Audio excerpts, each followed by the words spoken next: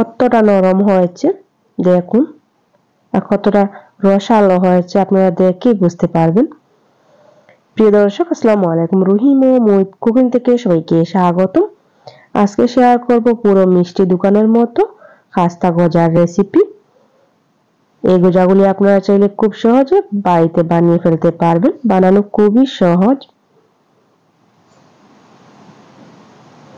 আপনারা একবার হলে বাসা ট্রাই করে দেখবেন। বাসার ছোট থেকে বড় সবাই খুবই পছন্দ করবে আর অনেক মজা করে খাবে। আশা করছি আজকের রেসিপি আপনাদের কাছে খুবই ভালো লাগবে। রেসিপিটি ভালো লাগলে লাইক দিয়ে দেখা শুরু করবেন। তাহলে চলুন রেসিপিটি দেখে নেওয়া যাক। গজা তৈরি করার জন্য প্রথমে এখানে আমি নিয়ে নিচ্ছি 3 কাপ ময়দা। ময়দার পরিমাণ আপনারা চাইলে কমিয়ে বাড়িয়ে নিতে পারেন।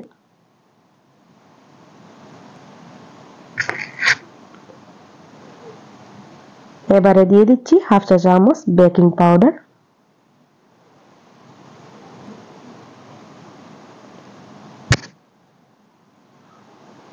এরপর দিয়ে দিচ্ছি 3 চা চামচ ঘি। আপনারা চাইলে ঘিয়ের পরিবর্তে সাদা তেলও দিতে পারেন। অবশ্যই ঘি দেওয়ার চেষ্টা করবেন, এতে স্বাদ দ্বিগুণ বেড়ে যাবে গজার।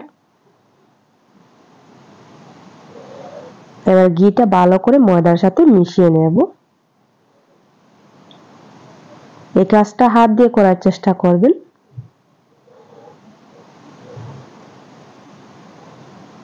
কিছুটা সময় নিয়ে ভালো করে মিশাতে হবে। দেখুন, এইভাবে যখন দেখবেন হাতের মধ্যে নিলে দলা পেকে যায়, আবার আলতো হাতে চাপ দিলে ভেঙে যায়, তখন বুঝবেন ভালো করে মিশানো হয়ে গিয়েছে। এবার আমি অল্প অল্প জল দিয়ে ডো তৈরি করে নেব। এখানে আমি নরমাল জল নিয়েছি।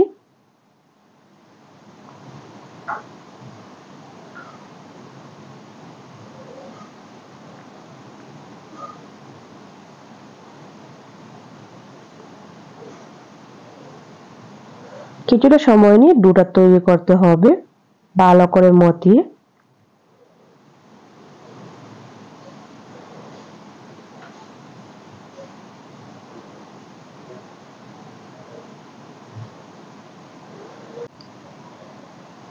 এবারে ডোটা আমি বড় করে বেলে নেব।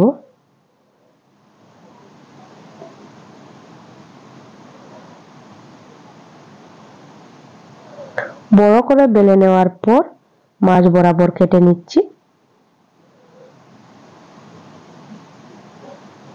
এইভাবে চ্যাপ্টা করে 8 থেকে 10টি লেয়ার তৈরি করতে হবে। এতে গজাগুলি দেখতে পুরো মিষ্টির দোকানের মতো হবে।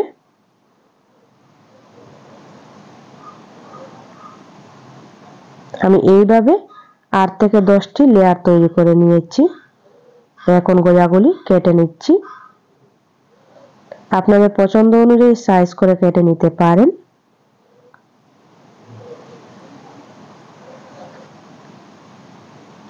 দেখুন, ঠিক এইভাবে আমি সবগুলি গজা কেটে নেব।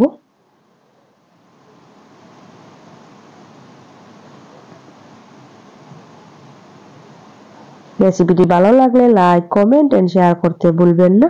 আর আমার চ্যানেলে নতুন বন্ধু হয়ে থাকলে অবশ্যই চ্যানেলটা সাবস্ক্রাইব করবেন এইরকম নতুন নতুন রেসিপি পাওয়ার জন্য। দেখুন, সবগুলি গজা আমার কাটা হয়ে গিয়েছে।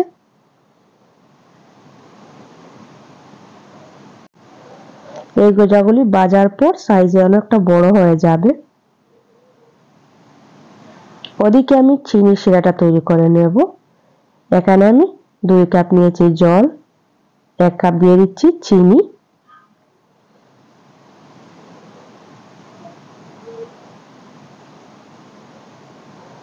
4-5টা দিয়ে দিচ্ছি এলাচ। এটা খুব সুন্দর একটা গন্ধ চলে আসবে।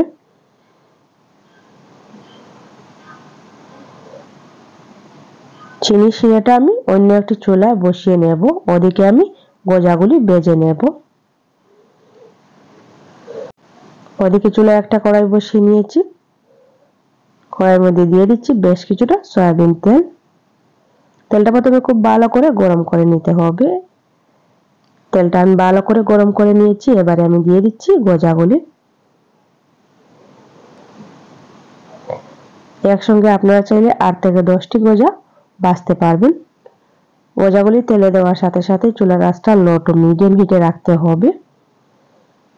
কখনো হাই হিটে রেখে ভাজবেন না, না হলে উপরের অংশ লালচে হয়ে যাবে, ভিতরটা কাঁচাই থেকে যাবে। দেখুন তেল থেকে বেশে উঠেছে গজাগুলি লাল হতে শুরু করে দিয়েছে।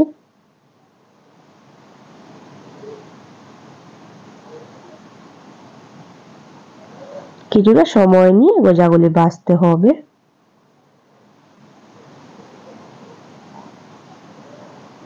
দেখুন গজার মধ্যে খুব সুন্দর একটা কালার চলে আসছে।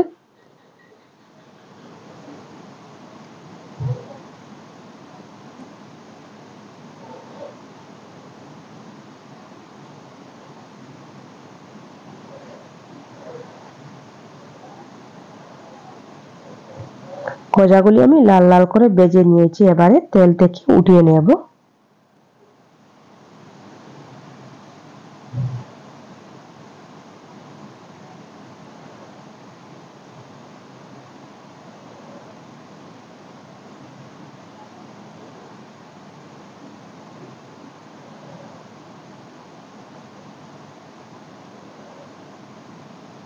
এবারে তেল থেকে উঠিয়ে নিচ্ছি।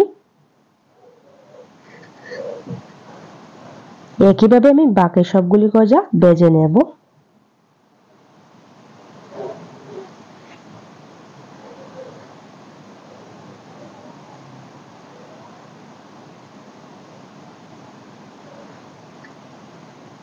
বাকি সবগুলি গজা আমি একসাথে দিয়ে দিয়েছি।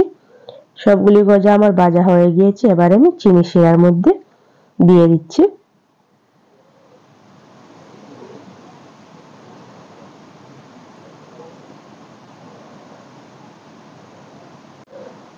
গজাগুলি গরম চিনি শিরাতে দিতে হবে। এবারে গজাগুলি আমি উল্টে পাল্টে দিয়ে দিচ্ছি, যাতে ভালো করে স্যুপ করে নিতে পারে চিনি শিরাটা। এইভাবে আমি রেখে দেব 15 থেকে 20 মিনিট।